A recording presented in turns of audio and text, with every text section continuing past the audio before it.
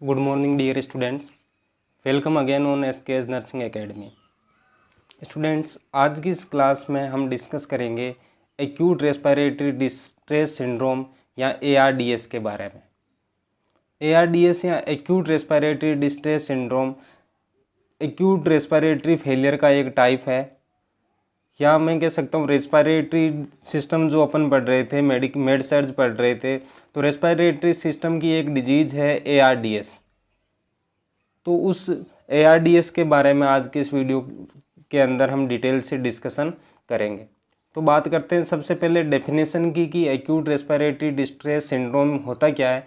तो acute respiratory distress syndrome otherwise ARDS is a life threatening lungs condition in which fluid builds up in the alveoli.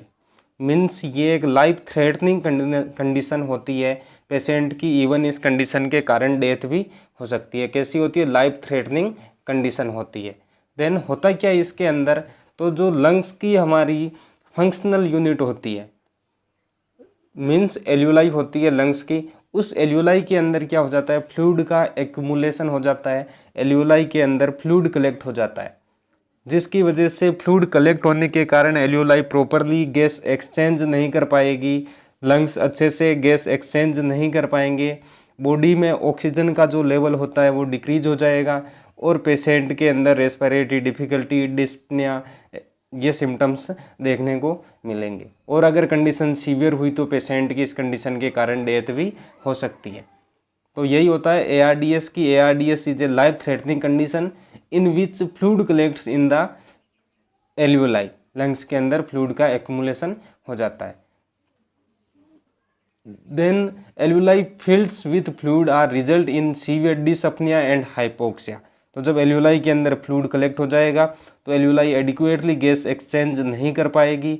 जब adequately gas exchange नहीं होगा तो उस डिसअपनिया अकर होगा, और जब डिसअपनिया होगा तो बॉडी के अंदर हमारी सेल्स के अंदर ऑक्सीजन की सप्लाई कम हो जाएगी। मीन्स जो डिमांड है, ऑक्सीजन डिमांड और ऑक्सीजन सप्लाई के बीच में इम्बैलेंस हो जाएगा और हाइपोक्सिया भी देखने को मिलेगा। तो इस तरह से ये जनरल कंडीशन होती है ARDS या acute respiratory distress syndrome. Then बात करते हैं इसकी इटियोलॉजी की, या जो इसके कोज रहते हैं एक्यूट रेस्पिरेटरी डिस्ट्रेस सिंड्रोम के। तो सबसे पहले इसका जो इटियोलॉजिकल कारण रहता है वो होता है इनहेलेशन इंजुरी। मीन्स किसी भी सब्सटेंस को इनहेल कर लेने से, ऐसे कई सब्सटेंस होते हैं जिनको अगर हमने इनहेल कर लिया और हमारी रेस्पिरेटरी के अंदर चले गए तो ये हमारे एल्वियोलाई के अंदर फ्लूइड एक्यूमुलेशन कोज करेंगे। जैसे कि इंजेक्शन ऑफ गैस्ट्रिक कंटेंट का इनहेलेशन हो गया, इंजेक्शन हो गया। जैसे अनकॉन्शियस पेशेंट के अंदर वोमिट्स होने के कारण गैस्ट्रिक कंटेंट रेस्पिरेटरी के अंदर चले गए, या मान लो कोई नेजो गैस्ट्रिक ट्यूब रिमूव करते टाइम या किसी दूसरे कारण से या कंडीशन के अंदर अगर गैस्ट्रिक कंटेंट रेस्पिरेटरी के अंदर चले जाए तो हो सकता है। Then some toxic gases and smoke, तो इनकी वजह से ARDS हो सकता है। देन सेकंड जो इटियोलॉजिकल कोज होता है वो रहता है शॉक, सेप्टिक शॉक या हेमरेजिक शॉक के कारण ARDS हो सकता है। Then some infection such as pneumonia and tuberculosis and trauma, जैसे हेड इंजरी में, चेस्ट इंजरी, या कोई एयर या फैट एम्बोलिज्म हो जाए लंग्स के अंदर तो उसकी वजह से। देन सम ड्रग्स होती है जैसे हेरोइन्स, मेथाडोन, तो इन ड्रग्स के ओवर यूज के कारण अगर कोई पर्सन इन ड्रग्स को एक्सेसिव अमाउंट में यूज करता है, ओवरडोज हो जाती है, तो इनकी टॉक्सिसिटी के कारण भी ARDS डेवलप हो जाता है। देन एक कंडीशन होती है DIC, मीन्स डिसेमिनेटेड इंट्रावास्कुलर कोयागुलेशन। ये कोयागुलेशन डिसऑर्डर है जिसमें क्या होता है, ब्लड की कोयागुलेबिलिटी बढ़ जाती है। अबनॉर्मली ब्लड कोयागुलेट होने लगता है ब्लड वेसल्स के अंदर। तो जब ब्लड वेसल्स के अंदर अबनॉर्मली ब्लड कोयागुलेट होता है तो कहीं पर माइन्यूट ब्लड वेसल से ब्लीडिंग हो सकती है। देन अगर एल्यूलार ब्लड वेसल्स के अंदर, एल्यूलार जो लंग्स की ब्लड वेसल्स है वहाँ पे ब्लीडिंग हो तो वहाँ पे क्या होगा, फ्लूइड का एक्यूमुलेशन होगा एल्वियोलाई के अंदर और रेस्पिरेटरी डिस्ट्रेस देखने को मिलेगा। तो इस तरह से ये कुछ कॉमन कोज होते हैं इनहेलेशन इंजुरी के कारण, शॉक की कंडीशन में infection trauma, drug overdose and DIC in conditions के अंदर हो सकता है। देन नेक्स्ट पैथोफिजियोलॉजी की इसकी जो अकर होती है ये कंडीशन, इसकी पैथोफिजियोलॉजी किस टाइप की होती है। तो सबसे पहले acute lung injury by any cause, जो भी इटियोलॉजिकल फैक्टर अभी अपन ने पढ़े, inhalation injury, chest injury, drug overdose, तो इनमें से किसी कारण के कारण क्या होगा, सबसे पहले लंग्स को इंजरी होगी। Then damage to alveolar capillary membrane by inflammatory cellular response, means जैसे ही लंग्स को इंजरी होगी तो वहाँ की जो सेल्स होगी, जो केमिकल मीडिएटर्स होंगे, उनके द्वारा इन्फ्लामेटरी प्रोसेस स्टार्ट कर दिया जाएगा। हमारी बॉडी का नॉर्मल फिनोमिनॉन होता है कि जब वहाँ पे कोई फॉरेन बॉडी एंटर करेगा या नॉर्मल सेल्स को कोई इंजरी होगी तो इन्फ्लामेटरी प्रोसेस स्टार्ट होगा। देन इन्फ्लामेटरी प्रोसेस के कारण क्या होगा, damage to alveolar capillary membrane, alveolar capillary membrane damage होगी। और जब एल्वुलार कैपिलरी मेम्ब्रेन डैमेज होगी तो क्या होगा, allow bloods and plasma cells to escape into lungs interstitial space. अब जो लंग्स के अंदर इंटरस्टिशियल स्पेस है, उस इंटरस्टिशियल स्पेस के अंदर प्लाज्मा एंड ब्लड का एक्यूमुलेशन होने लगेगा।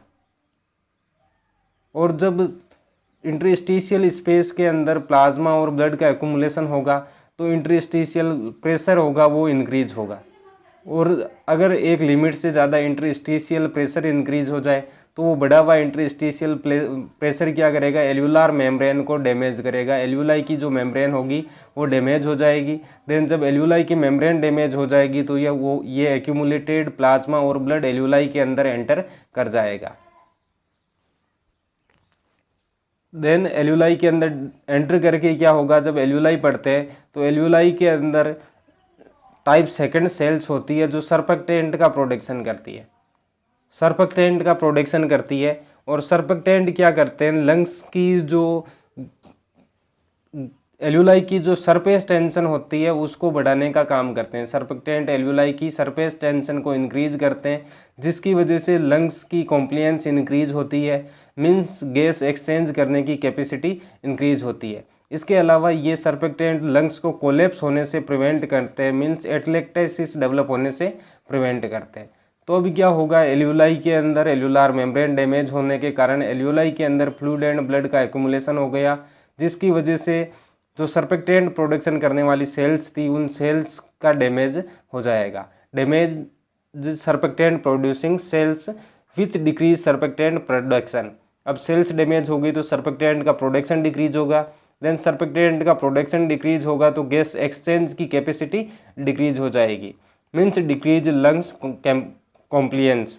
और जब गैस एक्सचेंज की कैपेसिटी डिक्रीज हो जाएगी तो लंग्स कोलैप्स होने लगेंगे, मीन्स एटलेक्टेसिस डेवलप हो जाएगा।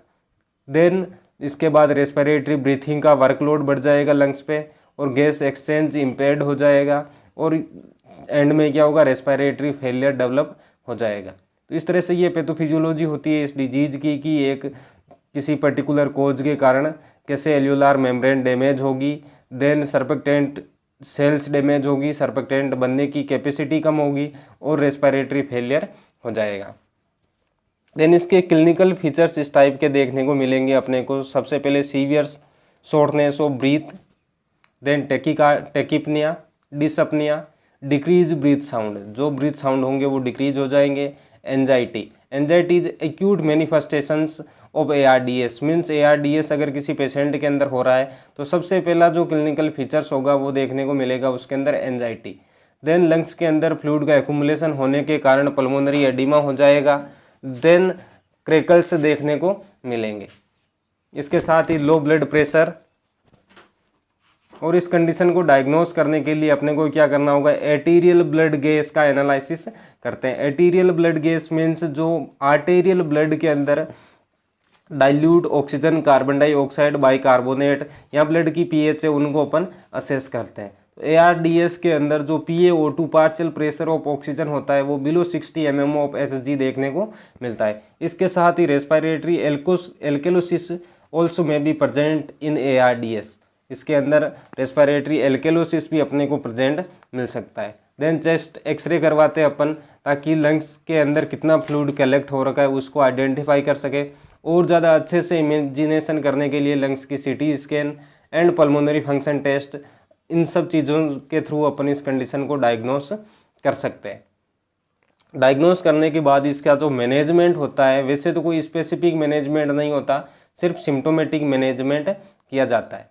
सिम्टोमेटिक मैनेजमेंट के रूप में सबसे पहले अपन यूज करते हैं NSAIDs, non steroidal anti inflammatory drugs, क्योंकि लंग्स के अंदर जो इन्फ्लामेटरी प्रोसेस चल रहा है उस प्रोसेस को कम करने के लिए, इन्फ्लामेशन को रिड्यूस करने के लिए एनसेड्स अपन यूज करते हैं।